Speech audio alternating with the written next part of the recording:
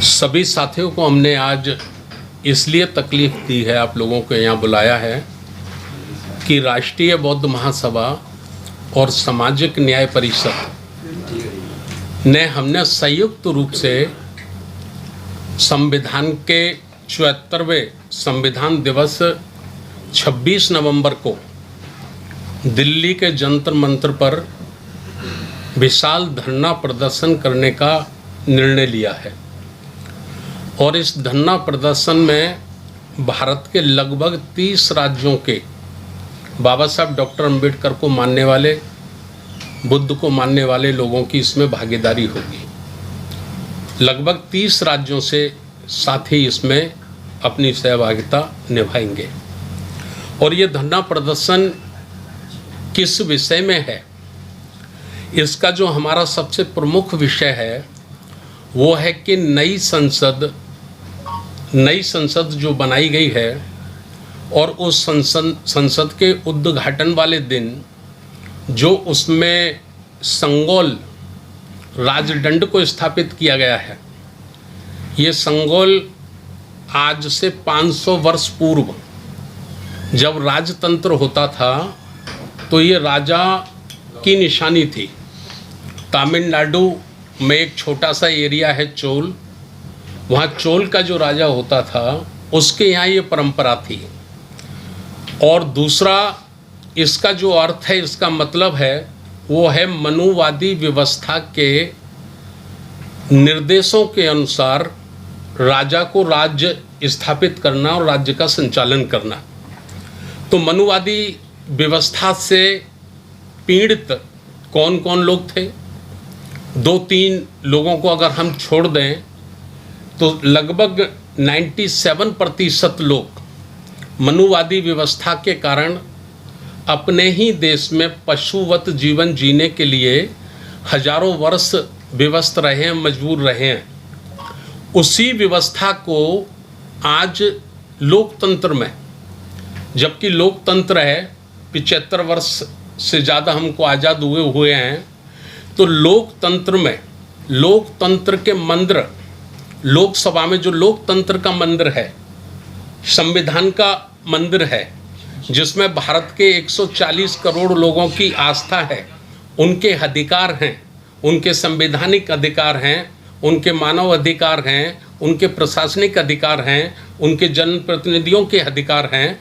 ऐसे लोकतंत्र के मंदिर में राजतंत्र की मनुवादी निशानी को स्थापित करना ये बड़ा दुर्भाग्यपूर्ण ही नहीं है, बल्कि एक काला इतिहास है।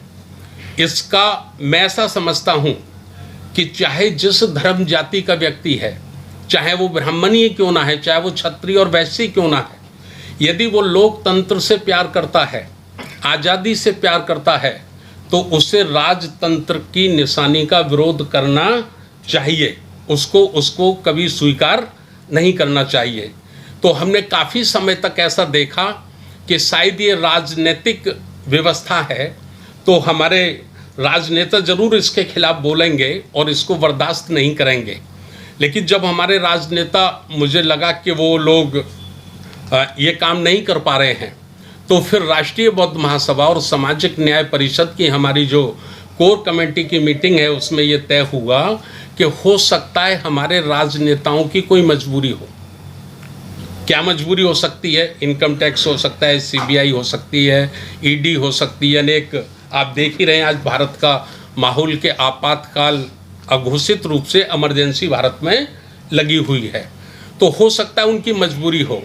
लेकिन बाबा साहब डॉक्टर अंबेडकर को मानने वाले लोग, साऊ फूले को मानने वाले लोग, संत रविदास, संत कबीर को मानने वाले लोग, महाकारुणिक तथागत गौतम बुद्ध को मानने वाले लोग, गुरु गोविंद नानक को मानने वाले लोग और मान्यवर काशीराम साहब के जो अनुयायी हैं, उनकी कोई मजबूरी नहीं है, समाज की कोई मजबूरी नहीं है। तो समाज को जरूर इसका विरोध करना चाहिए। तो हम प्रमुख रूप से, वैसे तो हमारी 9-10 मांगे हैं, लेकिन प्रमुख रूप से हमारी जो मांग है वो है कि संगोल को लोकतंत्र के मंदिर से हटाया जाए और उसको कहीं जहाँ आपकी आस्था श्रद्धा हो, अभी आप राम मंदिर बना रहे हैं अयोध्या में, तो उसको राम मंदिर में स्थापित कर दीजिए, हमारा कोई विरोध नहीं है।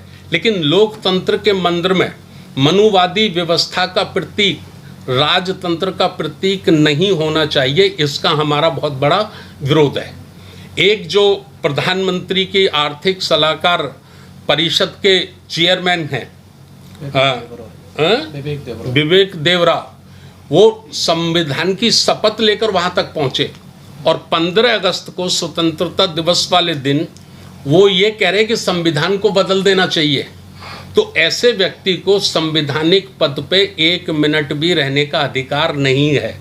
तो हमारी दूसरी मांग है कि उसको तत्काल उस पद से हटाया जाए और उसके ऊपर देशद्रोही का मुकदमा लगाया जाए। तो इस प्रकार की 8-10 मांगों को लेकर हम लोग देशव्यापी ये एक दिन का धरना प्रदर्शन जंतर मंतर जो संसद भवन नई दिल्ली के नज़दीक है वहाँ करने के लिए जा रहे हैं। इसलिए आज हमने आप लोगों को तकलीफ दी है। धन्यवाद। इसके अलावा और कौन से मुद्दे हैं? सेंगोल के अलावा और भी कुछ मुद्दे हैं जो बताना चाहेंगे? इसमें दूसरों का है, बौद्धों का नहीं है। तो बौद्धों का पर्सनल कानून बनाया जाए, ये हमारी मांग है। और समान नागरिक संहिता यूसीसी, इसकी आड़ में जो SC ST OBC का रिजर्वेशन है इसको ख़त्म करने की सरकार की साजिश है। इसलिए इसका ड्राफ्ट वो ओपन नहीं कर रहे। तो हम चाहते हैं कि इसको भी बंद किया जाए, इसको समाप्त किया जाए। और शिक्षा का राष्ट्रीयकरण होना चाहिए। शिक्षा का हम राष्ट्रीयकरण चाहते हैं, ये हमारी मांग है। और OBC SC ST का आरक्षण कोटा पूरा किया जाना चाहिए, ये हमारी मांग है। आगे इससे निजीकरण को बंद किया जाना चाहिए। चूँकि संविधान ये दिशा देता है, निर्देश देता है कि किसी भी देश की आर्थिक जो संपदा है वो मुट्ठी भर लोगों के हाथ में नहीं होनी चाहिए। यदि मुट्ठी भर लोगों के हाथ में किसी देश की आर्थिक संपदा होगी तो उस देश का लोकतंत्र खतरे में पड़ जाएगा, उस देश के लोग कमज़ोर हो जाएंगे। तो निजीकरण को तुरंत बंद कर देना चाहिए। हमारा आगे की मांग है संपूर्ण भारत में जातीय जनगणना कराई जाए। जातीय जनगणना कराने के बाद जिस जाति की जितनी संख्या भारी उसकी उतनी हिस्सेदारी तय होनी चाहिए। तो ये हमारी इसमें मांगे जनगणना कराने की। और तो ये प्रमुख रूप से है। और अभी 1-2 मांग इसमें नहीं लिखी है, हम इसमें जो ज्ञापन महामहिम राष्ट्रपति महोदया को देंगे उसमें एक मांग हम और जोड़ेंगे, और वो है कि इस देश का जो चुनाव है, लोकसभा और विधानसभा के जो चुनाव हैं वो EVM से ना कराए जाए, वो मतपत्र से कराए जाए। देखिए, किसी लोकतंत्र पे अगर किसी एक व्यक्ति को आशंका है कि यहाँ गड़बड़ होती है, यहाँ कोई हमारे साथ धोखा होता है, तो फिर वो चाहे वो एक व्यक्ति की आशंका क्यों ना हो, सरकार की ये जिम्मेदारी बनती है कि वो उस एक व्यक्ति की आशंका का भी समाधान करे और निष्पक्ष चुनाव के लिए जैसा लोग चाहते हैं।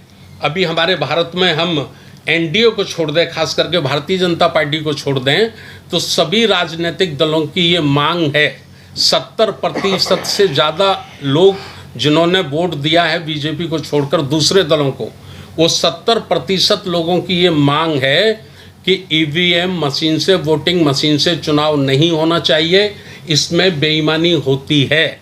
और हमारे देश के सुप्रीम कोर्ट ने भी आशंका ये व्यक्त की थी, ये आशंका उन्होंने भी व्यक्त की कि गड़बड़ी होने की संभावना है, गड़बड़ी होने की संभावना से इनकार नहीं किया जा सकता।